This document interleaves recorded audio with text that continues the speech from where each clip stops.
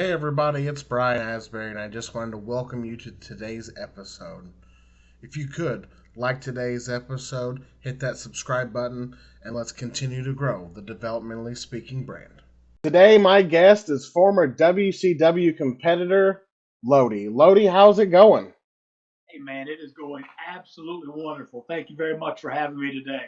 I greatly appreciate you coming on today, and I'm going to start off by asking you a question you've probably been asked millions of times. What made you want to get into professional wrestling? Oh man, that's a question I do get a lot, but it's got an easy answer. As a kid growing up in the Carolinas in the '80s, I got to grow up watching Mid Atlantic Championship Wrestling and Jim Crockett Promotions and then NWA. So I feel like I was blessed to grow up watching some of the best wrestling in the history of man.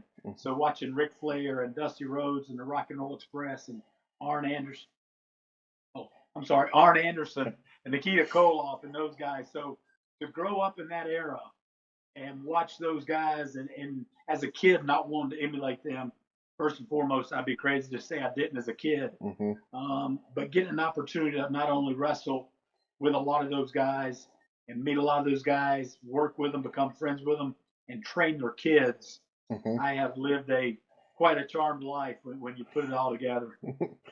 So, at what point did you decide that this was something you were going to pursue? I graduated from college, went to East Carolina University, got a degree in political science, but was a meathead and competed all through college and couldn't wait to get out of school and open a personal training studio. And that's the first thing I did. And had a guy approach me one day about sponsoring a local wrestling promotion that was going to be in town. And as we got to talking, I explained to him I'd love wrestling growing up, whatever. He pitched to me the idea of his wrestling coach need to get in better shape and that he might possibly train me for a trade out. And his wrestling coach happened to be C.W. Anderson. So I met with C.W. and C.W. started training me. And 2.5 months later, I had my first atrocious match. And 2 years later, I started on TV with World Championship Wrestling. Was your first match, was it a battle royal, a tag? You know what? My first match was a 6-man tag. And I think I came in, it was a quick squash match. And I came in at the end, a couple quick tags. And I think I did a power slam and pinned the guy. It was very short. But it's funny that you ask about the battle royal. CW trained us, but the facility we trained in facility was a barn that had an old ring stuck over in the corner, and there were bags of fertilizer and tractors and all kinds of things pressed up against the ring. So we had never learned how to get thrown out of the ring or go outside or any of that stuff. And that night, the promoter's like, "Hey, I need you to do a battle royal," and I'm like, "Cool, whatever." At the end, so I'm in there. One of the old veterans grabs me. He's like, "Hey, kid, it's time for you to go." And he goes and chunks me over the top rope. Now, me running on the adrenaline, having my first match that night, being in the battle royal, I go over the top rope like Superman, and here I am, and I get up in the air, and all of a sudden I had that Wile E. Coyote feel, like, where do I go from here? And it's kind of looking around and right on a gym floor, it's like, wait a minute, I've never been trained how to do that, and my landing was less than comfortable for sure. So you said just a couple months later you signed with WCW. What led to that point? Because that's a short So time. a couple years, the time I started on TV with World Championship Wrestling was 2 years from when I took my first bump. So I started wrestling 2 months, 2.5 months after my first wrestling practice, and for about a year and a half did indie shows and had an opportunity, went down to WCW and tried out at the power plant to get into school down there and made it through the tryout. And then I was down there for 2 or 3 months before I had my first shot. I actually wrestled under my real name. WCW used to film a show down at Universal Studios every 3 months. It was their Saturday morning show called WCW Pro, where Mm-hmm. the ring would turn, but it was filmed in front of the audiences down there. Mm-hmm. So I actually taped one of those under my real name as Brad Kane. And then through Raven and working with Raven uh, off camera, he helped get me my job with WCW on TV. And funny enough, I started at the Palace at Auburn Hills at World War III in '97. But that same weekend, and I didn't have a name, but I had the black leather pants, the blonde hair, the whole Billy Idol look. The morning before, they showed my video or my match, I think wrestling Barry Horowitz as Brad Kane with a long dark ponytail and purple trunks. So I played two characters in 24 hours on WCW programming. Was the power plant as brutal as everybody says it was? It's as brutal as everybody says it was, times 10. It was absolutely, without a doubt, the hardest thing I've ever done in my life. I finished up. There were 27 guys started trying out the tryout on Wednesday morning, and by Friday morning there were three of us left. And at lunch on the third day, they invited two of the three back and told one kid he wasn't big enough. And people just dropped out like flies left and right. And they did videos, 60 minutes or not 60 minutes. Several of the news shows came down and did stories on the power plant and how difficult it was. And guys just left and right. If you weren't in great shape, at that point, although they were advertising, come be a professional wrestler, WCW had a ton of guys under contract already. They didn't need new wrestlers. I mean, it was quite the money pit for them because you had all these guys showing up every month paying $250 just to try out, and the majority of them quit before lunch the first day. So I told Sarge after I got through, and they invited me back, Buddy Lee Parker. I said, Sarge, what branch of the military are you in? I was in the Army. I said, that was tougher than anything I ever did in basic training, tougher than anything I ever did playing football. And he said, I wasn't in a branch. Thank you for your service. And I said, man, you could have fooled me because it was hard. A lot of push-ups, a lot of squats, a lot of sprints, just a lot of stuff to run you off. Just to see if you really wanted to do this. Absolutely. And like I said, I saw a lot of good looking guys with, $1 million bodies and great looking physiques come through. And by lunch, or especially by the second day, they were done. I bet. So I don't, that seems like in theory that would be a good way to weed some people out. Yes, to sir. to because there's a lot of people who come in and out of wrestling that just didn't need to be there, or they thought it Right. was something cool and they weren't passionate about it. So this was like, okay, they probably had a pretty good sense of character too down there. It did. And that was one thing you found out real quick. I mean, my tag team partner from the Indies that I wrestled with for a year and a half, we went together. And by the midday of the afternoon of the second day, we were doing sprints around the building. He pulled me aside. He goes, I'm quitting. He said, I'll go back to the hotel and wait on you. He said, you're killing it. Keep doing what you're doing. He said, but I can't do this.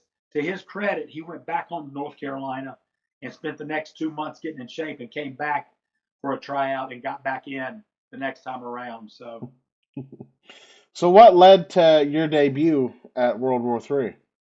So unbeknownst to some people, if they don't know my story, I had met Raven when I was living in Atlanta through a mutual friend of ours, and Raven hired me as his personal trainer. So I started out training Raven in the gym because that's what I had done, before I went to Atlanta. And after a couple of weeks of being his personal trainer, he approached me with the opportunity to be his personal assistant, which consisted of picking up his dry cleaning, his mail, et cetera, whatever, when he was out of town, and basically just palling around with him when he was in town. And he offered me $300 a week to do it, and that's how I started. And he knew on weekends I would have to leave because I was still doing indie shows, especially back in the Carolinas, even though I was living in Georgia. So I was going every weekend. And back then, WCW wasn't doing a lot of house shows. So Raven was home some during the weekends, and I was gone. And then a lot of times while I was there, he was on the road with WCW. So we're sitting at a bar one night. It's 11 o'clock, 11:30 on a Thursday night. And he said, man, I really wish you were on the road with me. And I'm sitting there like, well, yeah, me too. That'd be great. And he said, let me call Terry Taylor. And I've told this story before, but it's really cool the way it happens. He gets on the phone with Terry Taylor. And we're sitting in a bar. I'm only hearing Raven's side of it, obviously. And he's like, hey, Brad came down to the power plant. How about if I put him in the flock on Monday night? Oh, yeah, I forgot. Okay, my bad. All right, thanks anyway. Cool. And he hangs up, and I'm like, well, that didn't go too well. He goes, yeah, it did. What do you mean? And I said, well, you asked him if I could do, Nitro on Monday, and it sounded like the answer was no. He said, oh, no, he reminded me we've got the pay-per-view on Sunday. He said, bring him to Detroit, and we'll start him at the Palace on Sunday night. So Thursday night, I'm sitting in the bar with short dark hair, and I've got to be in Detroit on Saturday looking like Billy Idol. So I spent my entire day on Friday getting my hair dyed twice because I went from dark to light blonde, buying black leather pants, biker boots, the chains, the glove, everything to catch an 8 o'clock flight out on Saturday morning to go to Detroit and become this new Billy Idol character. No pressure to debut on pay-per-view. None whatsoever. I'm sitting there, never been to the Palace in Auburn Hills in my life. I'm sitting that afternoon, sitting up in the seats, looking around, knowing I'm going to be in front of 18,000 people in the house that night and 10 million on pay-per-view. I'm like, well, that's a heck of a start, kid. So a good deal for me all around. Completely. So how was your run in WCW starting out? Because I mean, you're starting out debuting like that. In the flock, and the thing about being in the flock at that time, Raven was in the middle of his first feud with Benoit. So the feud was hot. It was a great angle. The flock was on every TV show. So out of the gate, I'm doing everything. We were on every Nitro, every Saturday night taping. Then we added Thunder. We're on every pay-per-view. And, Raven's sending me to the ring with every member of the flock. So when it comes to TV time, I was probably getting more TV time than anybody in the flock just because no matter who was in the ring, I'm at ringside with them. And a lot of people, when they hear this part, they're like, oh, yeah. The Lodi character being the goof and the flunky for the flock was totally opposite of what I had done for 2 years before. Because on indie shows, I was in pretty good shape back then. And so I'm playing like this good babyface Captain America character and have to go to be this flunky of a bad guy group, which is total opposite of what I've been doing. And Raven had me sit down and draw up like basically a whole biography for this Lodi character. And it took me like 20 or 30 minutes every night before I went out to perform, like going through this almost to get into that character because it was so far from what I was used to doing. It was just a big change. And it was a bit of a challenge. But Raven gave me so many great ideas. And at first, it didn't catch on to me, even being a wrestling fan. Basically, Lodi was just a reincarnation or a copy of Johnny Polo. And so a lot of the stuff he had done as Johnny Polo that he knew would get over in a comedy sense, he gave to me as Lodi, and we just recreated it. Where did the signs come from? Because I remember that growing up. That Right. always stood out to me. Yeah, it did to a lot of people, And the fun thing was Raven's idea to give me the signs because I think, he had given that to sign guy Dudley up at ECW. And so Louie and I had always had a good time with that because, he had done it first. And he's like, yeah, but you got it on a bigger market than I did with WCW. We always, we're friends to this day over it. But Raven, it was Raven's idea, and Raven would give me some sign ideas here and there. Interestingly enough, although Raven would drop some ideas, a lot of Raven's ideas I'd have to shoot down because they were just too far over the edge. But some of my favorite sign ideas came from Dean Malenko backstage. I'd be off in the corner somewhere doing my signs, and Dean would walk behind me and he'd just whisper in my ear or something, and I would look back at him. And I would just shake my head and be like, "That's funny." A lot of people don't, if they don't know Dean Malenko, they think of the Iceman and his Stone Cold, stone faced demeanor. Dean has quite a sense of humor, and he gave me a lot of good ideas for my signs, as did the other guys. But when I talk about Raven, I'll never forget there was one sign. This is just an example of something Raven pinched that I had to shoot down to keep us from getting in trouble. Right after Michael Hutchins from NXS committed suicide or died, he wanted me to carry out a sign that says more hang time than Michael Hutchins, and I'm like, yeah, I don't think we can do that, Raven. No. That's a little far. Too soon, brother. Too soon. That would not have went over well at all. It would not have. Interesting story. It was probably 3 years or so into my run at WCW before anyone ever started checking my signs. Terry Taylor comes up to me one day and he's like, Lodi, you guys kind of been pushing the envelope here a little bit. I just found out, we have to check your signs every night before you go to the ring now. And I'm like, I've been doing this for 3 years and nobody's ever once looked at my signs. You go back and you think about like we were in D.C., when Clinton was in office and held up a sign, hug your intern, Bill, did you inhale, stuff like that. And nobody ever said anything. So at the time when they finally started checking my signs, I realized real quick, I'm like, okay, here's what we're going to do. They would check my signs and say they're okay. I would show them 4, and I put those 4 to the side and carry out the 4 I wanted to carry anyway. And nobody ever said a word because they thought they'd been approved. So it was just a silly game at that point. Oh yeah. Is there any particular moments that stand out from your time in the flock that are your favorite? Uh, a lot of the things we did with the flock we can't talk about because they happened off hours. But some of the interesting things that actually happened off air, there was more than one occasion where the flock would come down either before the show started and sit in the front row, or come down during the show and sit in the front row. And Raven and Saturn, the guys, like, one of the things about sitting in the front row, we get the marks to go get us beer. Mm-hmm. And so we're sitting there drinking, and if Raven got bored or whatever, he'd be like, "Hey, we've been out here long enough. Let's head home." So we get up and walk out. And on more than one occasion, this is especially, I'll never forget it, at the Georgia Dome one night, we fought our way out of the arena a couple times because we didn't have security. Yeah. And we're just walking out on our own.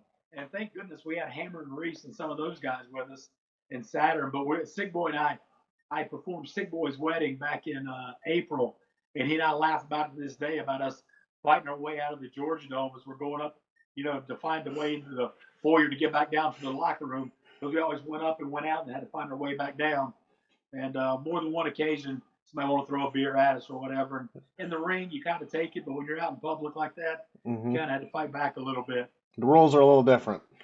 Yeah, a little different out there. So, how was your run after the flock? So, time of my life with the flock, thought really things could get no better. And when Lenny and I did the West Hollywood Blondes, probably 10 times better. Lenny and I did not know each other very well before he came up with that idea. And we just knew each other work. Hey, Lenny. Hey, Lodi. That was it.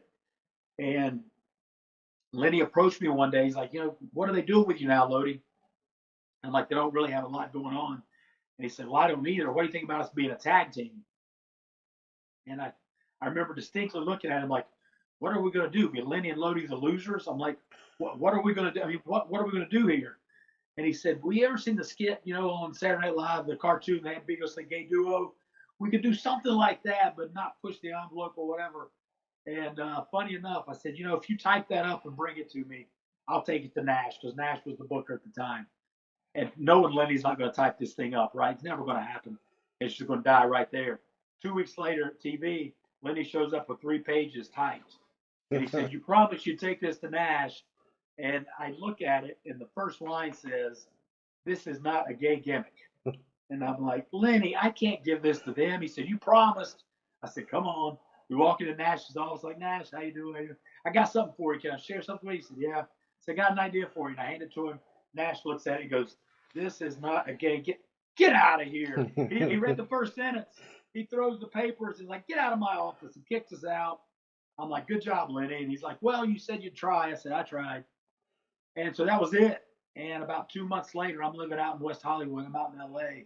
And I get a call from one of my good buddies, Ross Foreman, who said, "Hey, you're going to get a call in about 5 minutes. You didn't hear from me, but I think Nash and WCW, I think they're going to go with your Lenny and Lodi gimmick." I'm like, "What?" He hung up. My phone rang about 5 minutes later, and Nash asked me to come to Nitro on Monday. And we started with the Lenny and Lodi angle. Does anything from that time period stick out? Because I've seen a couple of clips of you guys all talking backstage, walking around, building it up. It was all fun.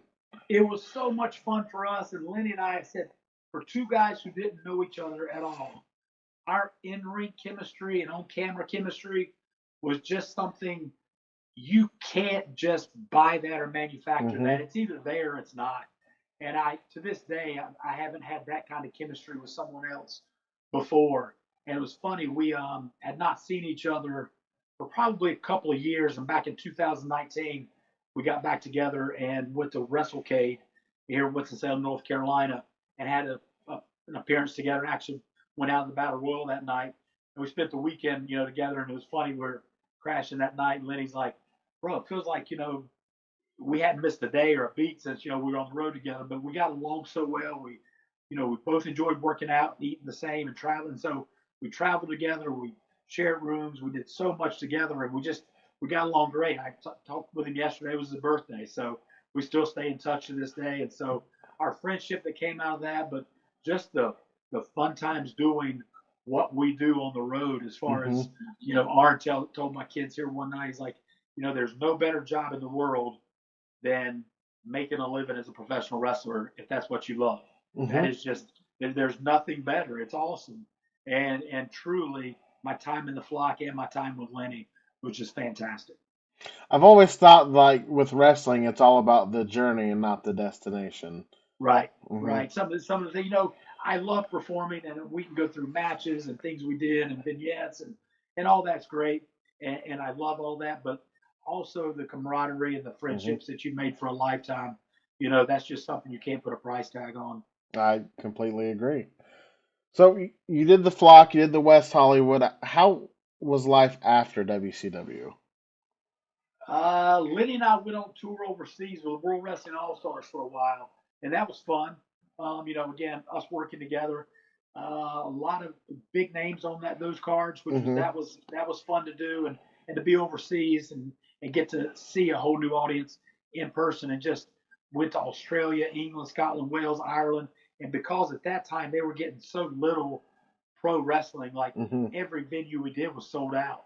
And so working in front of sold out crowds and just not the pressure of being under the umbrella of a big company, having the freedom to kind of go out and just perform and not worry Mm-hmm. about where this angle is going or who's getting TV time or who's getting pushed and who's not, just to go out and actually to wrestle Mm-hmm. every night. That was a lot of fun. So that was great, and moving on from there, doing the indie stuff we did. I worked for Dusty Rhodes down in Atlanta at Turnbuckle Championship Wrestling, was a booker for him.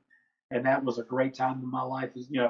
Any time in my life I've been wrestling, you're going to keep hearing over and over like, oh, it was a great time because I love doing it. Mm-hmm. It was just phenomenal. And so moving forward, I reconnected with a kid I trained back in 2000, 2001 that I met at a training center, Scotty Matthews. He and I had done some tag stuff together, and he and I reconnected back in 2011, 2012, and he had kind of got his life in line with the Lord, and I got my life back where it needed to be. And we formed a tag team called Team Fearless, which meant we're fearless down in any street corner, any wrestling venue, or any locker room, talk about our love for Jesus Christ. Mm-hmm. And so we're able to take wrestling, which we love, and combine it and make it our ministry. And so we put those two things together, and man, now I'm really cooking with gas. So, you got to travel the world, you got to work for one of the biggest companies in the world. How is everything now? So now still doing indie shows. If any of your listeners don't know, it's October 17th when we're taping this. On June 17th this summer, I was wrestling about an hour from home against a guy who should be on TV, and he will be soon enough. His wrestling name now is Lucky Ali. He was actually at the last WWE tryout a couple of weeks ago. He's phenomenal. Comes in my training school and trains a little bit just to keep getting better. Not that he needs me to teach him because he knows how to wrestle already. But we were wrestling, and I had a heart attack. And 4 days later, went in for a triple bypass, and they realized they had missed two blockages. So I ended up having a quintuple bypass on June 21st, and obviously in the hospital for 9 out of 11 days, and recovering from that. Um, Not taking any more bookings until January of 24. Mm-hmm. So I'm recovering, getting my body back in shape. But the last time I saw my surgeon in August, he kind of tempted me a little bit. He's like, "You've recovered so well." And one thing I jokingly tell people, I've had a lot of injuries in my wrestling career, but God gave me what I call starfish-like healing abilities. I heal really fast. Mm-hmm. I've had 3 discectomies in my neck. I'm fused from C2 to T2, so I've had 3 neck surgeries. My last 2 neurosurgeons told me I would never wrestle again.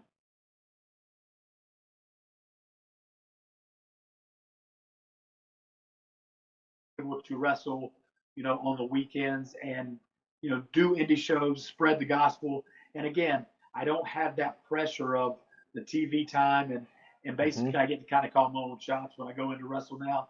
It's just fun. Yeah. And working with my young kids, I tell all of them my time, is over as far as TV time, that kind of stuff. my goal with every one of them is that they be more successful than I was, and that's why I push for them. And so I push them pretty hard, and I'm pretty adamant about things being done correctly. And some of my young kids, I warn them when they go out to start wrestling shows, not everybody is going to be as well trained as you. And when they're in here training with me and my other guys, everybody's so good. They just think everybody's great. And Mm-hmm. they come back from the first couple of shows and they're like, Lodi, some of these guys are awful. I'm like, I told you. I told you that was going to be an issue. But until you get out and see it, Yeah. somewhere else and realize some guys don't have the proper training or Mm-hmm. basically hardly any training. And it's just a whole different ball game. But my kids, I feel like I have so many guys that pour into here every night that come by. I train Brock Anderson, Arn's son. And so Arn and Brock stop by still once a week or so. And Arn's always great at helping with the kids. Somebody helped early in his career that I'm good friends with, John Schuyler from Impact Wrestling. Mm-hmm. Schuyler stops by usually once a month. He was here a couple of weeks ago when I was in the hospital. He actually ran my school for 3 nights so the kids could keep practicing.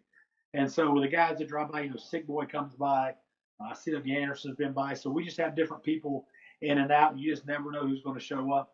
Nikita Koloff might drop in. We just have different guys around this area that are friends of mine that come by just to say hello. And they always end up dropping some knowledge, and the kids are like, just mesmerized that some of these guys come by. But that's one of the advantages of training.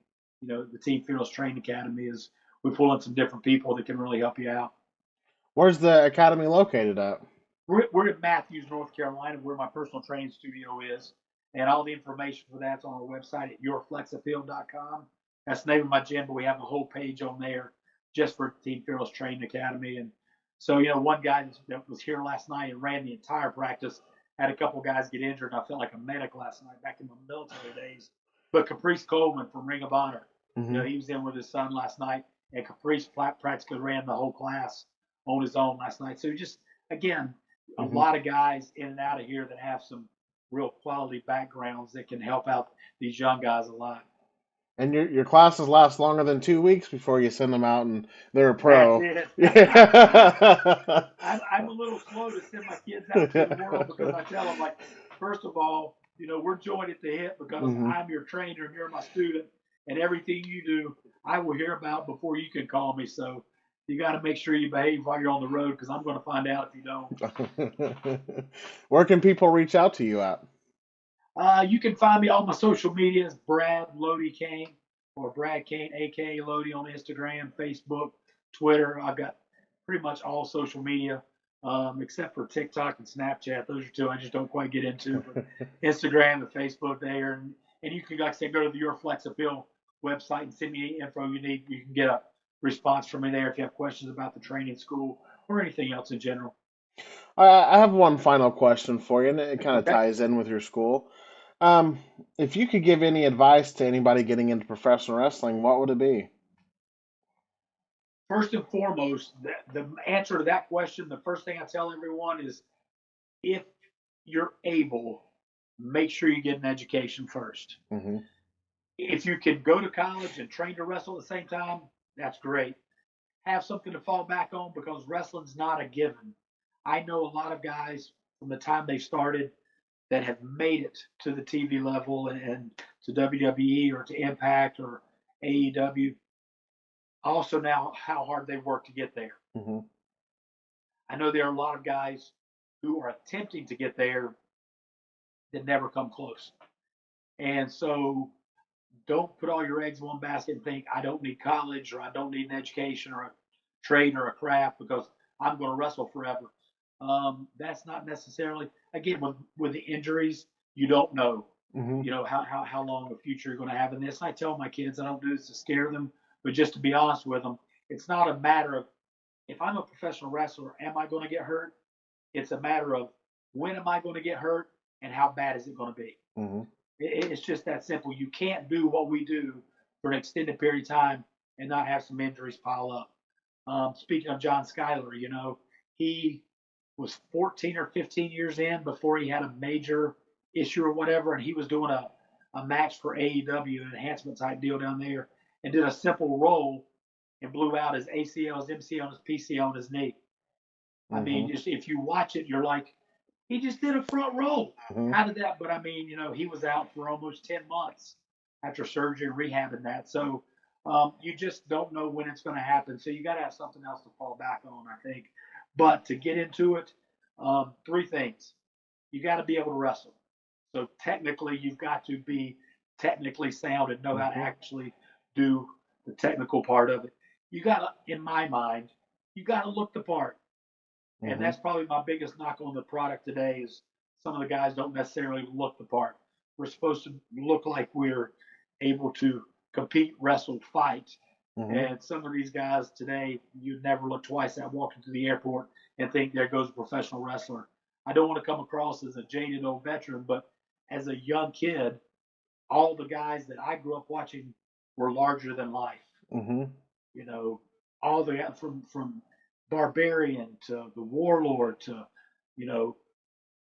Nikita Koloff. Those guys were just giants. Mhm. They're still big. And I took a picture with Demolition a year or two ago at the gathering here in Charlotte at a wrestling convention. And so those guys are how old? And they still dwarf me.